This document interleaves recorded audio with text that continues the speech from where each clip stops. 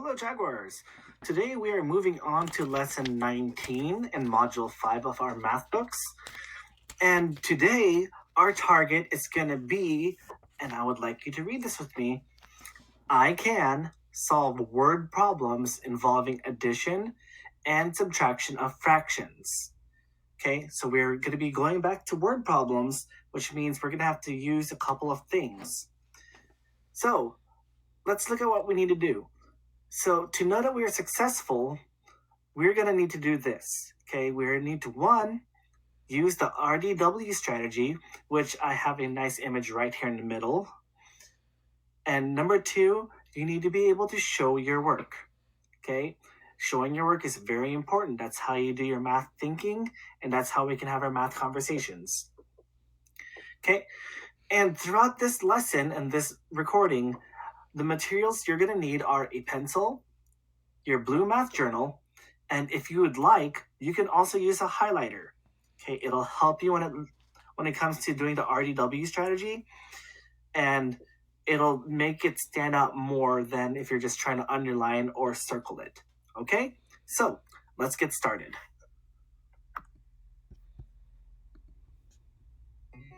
All right, Jaguars, please make sure that you have turned in your blue book to page 96. We are looking at lesson 19. And we're going to be doing questions 1, 3, and 5 as an example. And your job will be to do numbers 2, 4, and 6. Okay, so let's get started. We're going to read the problem. The problem says use the RDW process to solve. Number 1, Sue ran 9/10 of a mile on Monday and 7/10 mile on Tuesday. How many miles did Sue run in 2 days? So if we look, we have 9/10 of a mile, and this was on Monday. And then we also have 7/10 of a mile, and that's on Tuesday. So normally when you're doing the RDW strategy, you would be circling, but I find it easier for me to highlight. So you'd circle the numbers and highlight the other important information.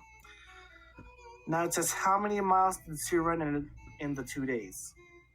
Okay, so we're gonna draw a picture to show what or how much Sue ran. Okay, so Sue ran, and then we have a picture. Now, when we're doing a tape diagram, it doesn't have to be exact, like when we're drawing fractions to compare them. So right here we have 9/10, and this will be on Monday. And then we had another group, because we are combining the 2 days, we can just add it on here. And this is going to be 7/10, and this was Tuesday. So now we want to figure out how many miles did Sue run on both days? Well, we have 9/10, and we combined it with 7/10. And then when we add it up together, we have 9 plus 7 is 16, and we have 16/10. Okay, but we're not done yet. We want to simplify it and make it into a mixed number. Okay, so if our unit has 10 parts to it, based on our denominator, that means we have 10/10 for one whole, and then we have, if we take away 10 from our 16, we have 6/10 left. And then when we bring it back down, we have 1 and 6/10 on the 2 days. So we have to make sure we write our answer out as a sentence. Sue ran for 1 and 6/10 miles in 2 days. Make sure you write a sentence. Okay, you don't just put down the answer. Because if you put down the answer, you're not going to get anywhere, and I won't know what you're talking about, okay? Make sure you write down the sentence. Moving on to number 3.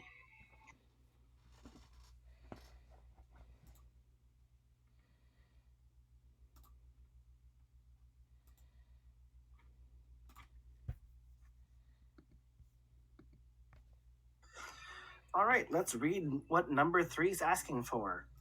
It says Maria spent 4/7 of her money on a book and saved the rest. What fraction of her money did Maria spend?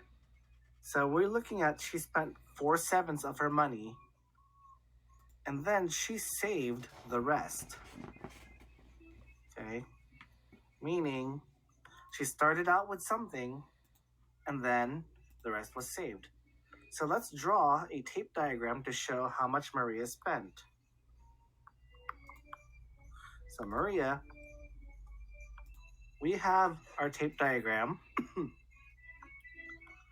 And then let's say that this much right here is going to be 4/7. Okay? Everything here, that's how much she spent. Okay?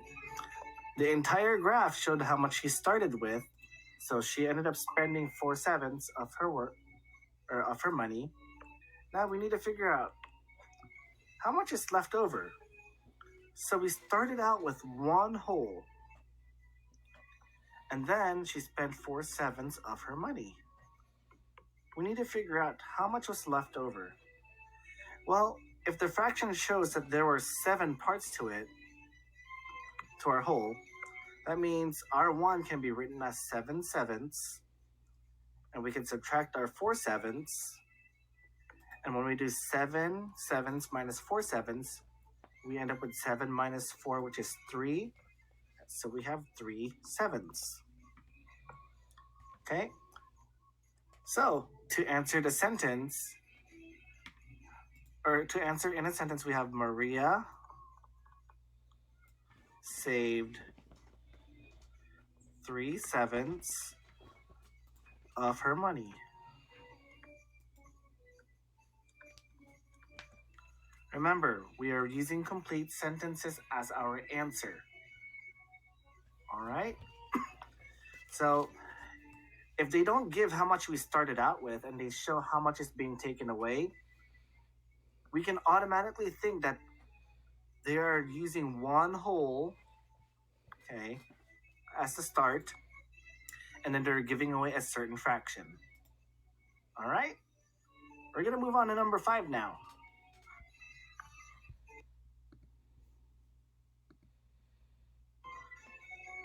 All right, Jaguars, I really hope you've been following along in your blue math journal and you've been working alongside as I am showing you how it's done. Okay? So, let's read number 5 and we're going to work through it together. So, number 5 says a baker had 2 pans of cornbread. He served 1 1/4 pans. What fraction was left? So he started out with 2 pans, and then he served 1 1/4 pans. So if we're trying to figure out how much of the fraction was left, we know that there was something leaving or being gotten rid of. So we're going to be subtracting. So let's draw a picture. So here's the baker, and here are his 2 pans. 1, so that's 1 pan, and this is another pan, so that's 2 pans total. So he served 1 1/4. So we know that he ended up serving one whole first, and then about 1/4 right here was served. So to figure out how much of the pan was left, we need to know how much did we start with, which was 2, and how much was given away, 1 1/4. So let's write it out. So we started out with 2 pans of bread, And we took away 1 1/4 of a pan. So how much was there? Well, if we want to think of two wholes, okay, remember each of these are split up into fourths, okay?